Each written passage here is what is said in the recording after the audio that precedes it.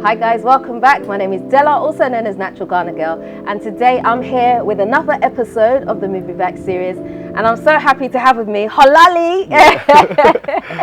I was really struggling to remember how to pronounce your name properly because of the way that it's spelled. Yeah, definitely, yeah. So tell them how to spell it. Xorlali. So Xorlali is from the Ewa tribe, from the Volta region. So yeah, our names are spelled, when it comes to X, it's pronounced H in the Ewa alphabet, Right, yeah. So, it's like, I know the name like Jifa is DZ. Right. It's all different, so if you don't know, you don't know. Exactly, yeah. Right, so anyway, it's really nice to have you on the show. Yeah, it's a pleasure to be here, thank you. Yeah. So we actually spoke over Instagram and you told me that you're a chef. So when you said you're a chef, I was like, ooh, that sounds interesting. Not that I'm a food fanatic, I'm a very fussy eater, by the way. I'm extremely fussy. But it just intrigued me, so I wanted to know a bit more about you. And so you told me that you came from Canada? From Canada, yeah. Right? And you've now moved back to Ghana? Yes. Okay, and what has been your experience so far? Are you Ghanaian? I'm Ghanaian, yeah. I was born here, grew up here, went to high school and then left after high school to Canada. Okay. That was in 2012, I think, yeah. Oh, 2012. Okay. I'm trying to calculate your age now. Okay. Yeah. So, okay, before we even delve into the whole Ghana thing, tell me what your experience was like in Canada, because obviously you are old enough to understand the two worlds. So what was your experience like in Canada? What did that do for you? I think it was a very great experience for me because thankfully my father was very intentional about exposing us, like, you know, so we're able to travel a bit before I even left Ghana to live abroad. My experience in Canada was life transforming, you know. A lot of experiences that I went through over there were able to shape me into the man that I am like today. And yeah, I had a very solid community of friends, mostly from church and from school as well, that were able to, you know, like we had this bond. And we still have this bond till today, even though most of them are still in Canada and the US. We're still in touch. And yeah, it was a wonderful experience living there, yeah. Did you feel like the two places were day and night, or did you see any kind of like similarities? Was it completely different world to you? Definitely. You mean different, like in terms of Ghana and? Yes. Oh yeah, definitely, like worlds apart. Yeah. You know, but yeah, I think one thing that was a culture shock to me was with the black people over there. Like, I think when I went to Canada, I became aware of myself. Like when I was in Ghana, I didn't think I was African or like everyone looked like me, you know, I didn't. But when I went there, there was a little bit of a disconnect between like the black Canadians versus the Africans. Like you could tell that there was like a gap, right? So I became more aware of who I was. I was like, man, I'm African, I'm Ghanaian, like, and I became more like Pan-African when I left the country, you know, which I find when I listen to other people's stories, they say the same as well. Like when they left their country, they became more aware of their self. Right. That's very interesting. So what prompted you to decide to move back to Ghana? Why didn't you stay in Canada? So coming to Ghana has always been part of the plan in the long term. Right. However, coming in 2019 was not like, to settle was not really part of the initial plan, but it happened and I had to sort of adjust to that. Okay. So yeah, I've been here since 2019 September, and yeah. Wow. So you came, that's during like COVID time. Time, right before COVID. Yeah. So did you have a plan in place as to what you were going to do when you came? No, there wasn't like, yeah, because like I said, it wasn't planned. Like, so I had to sort of adjust and find my feet and all of that. So yeah, it was quite a very interesting like experience coming. I mean, I was born here, so this is home. Yeah. But it was just like I was a different person coming back. Right. And so had you been back in between? Yes, I had. I think I had come, I think once in 2015. Yeah, and then I went back. Right. But yeah, for the most part, I was living there, so yeah. Okay. So was the Ghana you remembered back then the same as the Ghana now? Definitely not. I think I don't know. Maybe when I was younger, I wasn't so I didn't really understand my surroundings. Like I was too young, right? Right. But coming back, I was able to understand things more. One thing. KSM, you know the comedian KSM? No, I don't know. He's a legend, by the way, and Ghanaian comedian. And when I was growing up, he had this show that he did at the National Theatre, and it was called The Saga of the Returnee, right? Oh. It was a whole comedy series, The Saga of the Returnee, and he had a lot of like stories about when he moved back. He lived in the US, and when he moved back, like people would be like, oh, you think because you went abroad, you can tell us we are too low. Like, you know, he said everything that he tried to challenge when he came back was met with some sort of like opposition, like, oh, you think you are exposed. So, so like, I was too young to understand the jokes, but I went back. When I came home, I went back and watched some of the videos of KSM, The Saga of the Returnee, and things made sense to me. I was like, man, finally clicked, huh? Like, I laughed more. I was like, wow, I now get the jokes. I was too young to understand the jokes, even though I did laugh back then.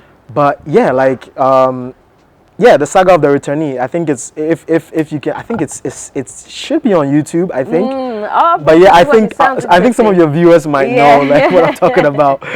But yeah, yeah.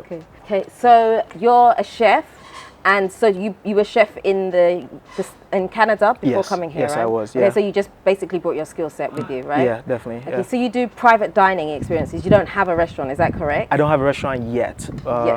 Yet. I like that. Yet. But yes, we do private catering. I do pop-up dining events as well. Okay. Those pop-up dining events are based on themes, right? So if I have a theme, my first pop-up I did in Ghana when I came was themed around West African cuisine, like my own twist on using West African ingredients. So there's always a theme. The second one, which was here at Dawa Dawa restaurant, was a seafood theme, right? So there's always a new theme, and yeah, so that's one of the things some of the things that we do. Yeah. Okay, so you like to be creative about yourself. It's not like, oh, just come and just gel off rice, chicken, and definitely not. Yeah. Okay, so it's like fine dining almost. Would you say that? You can say that it's so gourmet food is pretty much what I do is gourmet food. I'm a gourmet chef, and what we do is we use like quality ingredients that we can find around us to make something special. Right. And also we're big on presentation as well. So yes, that's what I do. So gourmet food is it's something on its own. People look at gourmet style food and say it's fine dining. You can say that. But yeah, it's in its own lane, pretty much. Yeah. Okay, I mean, yeah, because fine dining, like the plating is somewhat different from gourmet style plating. Okay. Yeah, so. All right. Yeah. So when you made the transition over here, were you able to find the ingredients that you needed to be able to recreate those same meals, or are you doing different meals from what you did in Canada here?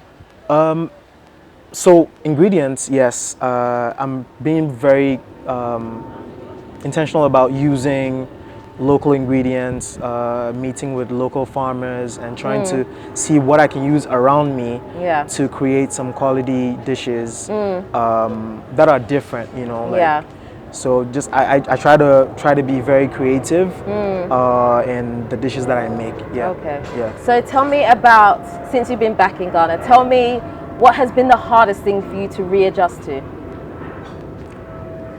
Let's see. I don't know how to say this, but like things were more straightforward back in Canada. I don't know how to like. Let's say even with work, right? You're working for a company. You're paid a certain number. You know how much you're being paid. For a certain number of hours. You know, everything is pretty standard, right? Right. Whereas in Ghana, it's not like that, and you have to sort of navigate. You know, how you let me say present your value to the marketplace, you know, in terms of business. So yeah, I think that's one of the areas that I've like sort of like struggled to grasp. But yeah. So it sounds to me like you tried to look for a job first. Did you do that when you first came? Yes. Tell me what that was like. It was interesting. I mean, it was good. My first job, I worked for like a Made in Ghana Pets Meals company. Okay. The lady works for Nestle, and she wasn't I think France also, and she moved to Ghana. So she was also a returnee, and we worked together on those pet meals. She was a food scientist as well. She is a food scientist, so it was sort of in line with what I do already. It was food. Yeah. So yeah, it was good. Like, it was a good experience. That was the first job that I did, and yeah, when COVID hit, we didn't work together anymore. Yeah. So did you just wake up and say, okay, I'm gonna just work for myself, I'm gonna start this private dining experience that you're doing? How did that come about, and how were you able to get clients? So I was already doing that in Canada. So I mean, I launched my business officially in 2018, July 2018. So coming to Ghana, I just had to continue what I was already doing. Okay, but where did you find your clients? How did that happen? So I used, your network, like my friends. My friends and family have been my biggest supporters. Right. Yeah, it's been amazing. They've supported everything that I've done since I came home, and word of mouth, and it's grown from there. Right. And obviously social media as well. Like, people find you on social media, and Okay, that's really good. Yeah. So what has been the best thing about moving back for you? Moving back, I think it made me more aware of the possibilities, right? When I came to Ghana unplanned, a few of my brothers were like, you know what, whatever you were doing there, you can still do it here. Right. Don't feel like all hope is lost, or you have to. You just keep doing what you're doing. Right. And I think last year I was talking to a friend, and I was like, last year 2022 was my best year ever in business. Like, it was really, since I moved in 2019. I mean, it took me a while to find my feet and all of that, but 2022, my best year. Really? Business wise, I got great clients.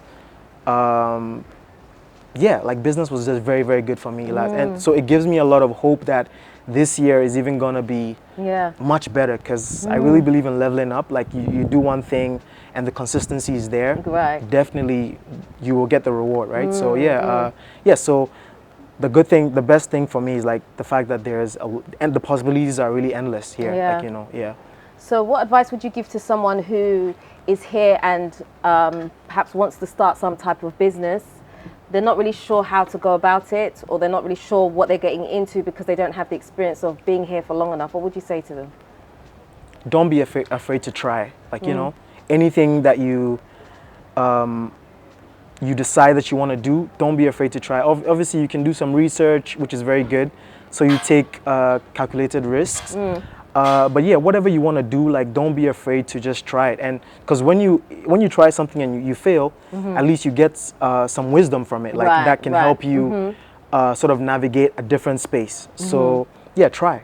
Like, that's one thing I'll tell people to do. So I'm going to ask you this. It's a little bit tricky, I guess. Do you think Ghana should be open to everybody to move here? Yeah, why not? Yeah, definitely. Yeah. You think so? Yeah. Do you think anybody can live here? Or do you think there's a certain type of people that are possibly more made for Ghana? Ghana, I think anyone can live here. Yeah, I think anyone can live here.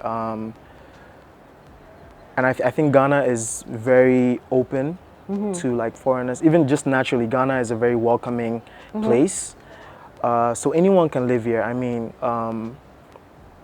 yeah, anyone. I think so. Yeah. Okay. So I haven't finished. Yeah. So I'm gonna tailor the question a bit more. Yeah. Okay. So sometimes, when you're on social media and you kind of see stuff, there's been this thing kind of going around where people are like, although Ghana's a great place and it's very welcoming, perhaps it's not for everybody, because you need to have a certain type of attitude before you can live here. So that's why people say that perhaps Ghana is not for everybody, or an African country is not for everybody. What do you think about that? I mean, they're right? But there's always another side to everything, right? When you say attitude, like, what do you like? What do you mean, like? So sometimes people come and then they feel like things should be done this way, and this way. It shouldn't be done how we're doing it. And they come with that attitude and they try to perhaps change things or want to put a certain influence here that is not here. That's the kind of thing that I'm talking about. That's the type of attitude. Okay, so like a new culture, right? Like so they want to bring the culture from the West to here. Yeah. Yeah. I'll say, well, it really depends on what you're coming here to do. I think Ghanaians, even though they can be stuck in, we can be stuck in our ways sometimes.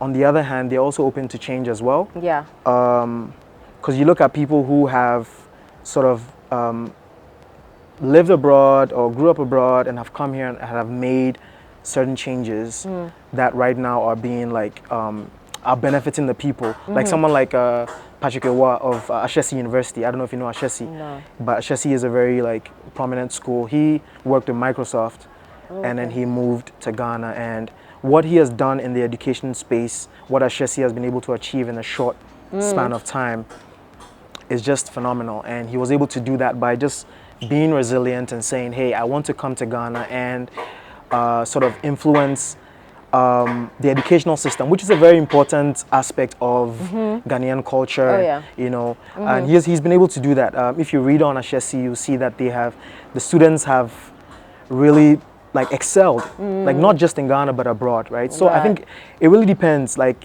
on the person and your vision, what you want to do. Like I think anything is possible here. In say 10 years time, do you think that Ghana will become too much like the West? Or do you think that we will be able to hold on to our culture here? Some hard-hitting questions, huh? Yeah, this is heavy. You got heavy. I'm kind of confident in the new generation. Yeah. Because I feel like the new generation, even though some of them haven't like traveled abroad or whatever, because of the internet, people are very exposed right now. You don't need to travel abroad to be able to realize what is being done, the good things that are being done abroad and everything. I think with the kind of youth, new generation, I think Ghana will definitely. I don't think Ghana will be like the West, but we definitely will be more advanced in the next 10 years with the kind of youth that we have. I think definitely in the next 10 years we will be in a far better place. Yeah. Okay. Yeah. Okay. So just as a final question, what key piece of information would you give to someone who wants to move to Ghana and perhaps doesn't have such a strong, maybe family, friends, ties here? What a piece of advice would you give to them? I'll say don't be afraid to come. Because I took a trip to Ebri. Ebri is one of my favorite places to go. It's very serene and beautiful. And I met a man from the US, Black American, and he's like, I didn't know anyone here. I literally said, you know what, like, I want to go to a country. He did his research. He said Ghana was a destination, and boom, he just came. Right. Now he owns a restaurant in Accra. Jerk yeah. What? Is it Jerk Soul? No, it's not. It's Galaxy something. Oh, okay. Yeah, Galaxy something. But he just moved. He's like, I just left and he came. And he took the leap of faith and, things are working out for him. So, don't be afraid. Don't be afraid to take the jump and the leap. Yeah. Okay. Yeah. So where can people find you? Maybe they'll want to do your fine dining experience, pop up, be part of your pop-ups or whatever. Where can they find you? So on my Instagram, it's Gourmet Devine. So GOURMETDEVINE. Okay. And my personal chef page is Chef Xorlali. So chef and XORLALI. So you can find me on Instagram and Facebook. I'm everywhere. Lovely. What type of food do you do? So gourmet food. It can literally be anything. So is there such a thing as gourmet jollof? Definitely, yes. Really? Yeah, I mean, like gourmet is pretty much a twist. You can put a twist to any traditional dish, right? And banku and okra. Banku and okra can go gourmet too. I mean, I've seen gourmet eba and egusi. I've seen presentation is different and all of that. Yeah, should have made you do that on camera. Banku gourmet. Gourmet banku. I haven't done that before, but I mean, it's not impossible. Yeah, definitely. Yeah. Oh, yeah. Nice. Yeah, okay. yeah. I'll have to come to one of your pop-ups. Definitely. Hopefully this year we're gonna be doing one. We did one last year, right here, and the next one will most likely be here as well. Okay, nice. So yeah, if you follow me on socials, you'll see the information and everything. Yeah. Lovely, great. Yeah. Well, thank you for speaking to me today. I really appreciate it. I know I hit you with some questions that you weren't expecting. I mean, you've got me even thinking more, right? Yeah, things that I can even think about. Yeah. I really enjoyed talking to you. Yeah. Lovely. Thank you so much. Thank you. Okay, guys, that is the end of the video. Please do head over, check out his social media pages as well. I'm sure it'd be great. You can try his food, hire him, book him. Give him a hard time. No, I'm joking. No, but that's the end of today's video, guys. If you haven't already subscribed to this channel, please do me a favor, hit the subscribe button and the notification bell. Don't forget to also like, comment and share this video. Until next time, we are out. Nutitfafa.